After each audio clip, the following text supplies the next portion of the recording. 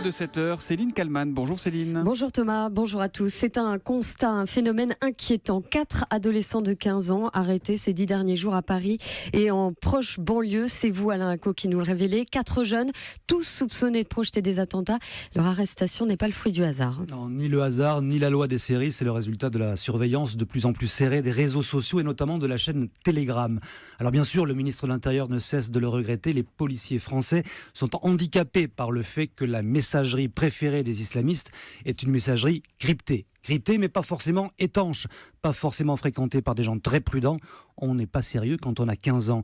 Or, les 4 adolescents arrêtés à Paris et Rueil-Malmaison ont tous été en contact, chacun de leur côté, avec le même donneur d'ordre, Rachid Kassim. Ce djihadiste français basé à Raqqa ou à Mossoul compte près de 300 abonnés dans sa messagerie. C'est beaucoup, d'autant qu'il y a parmi eux beaucoup d'ados fascinés par ses appels au meurtre, ados souvent fragiles et immatures. C'est à la fois bien sûr un risque terrible et une chance pour la DGSI. Après toutes ces arrestations, auxquelles il faut ajouter 2 filles de 16 et 18 ans au mois d'août à Melun et Clermont-Ferrand, on approche des 40 mineurs mis en examen dans des dossiers terroristes. Rachid Kassim risque fort de devoir fermer son compte et changer d'adresse et de stratégie. Merci.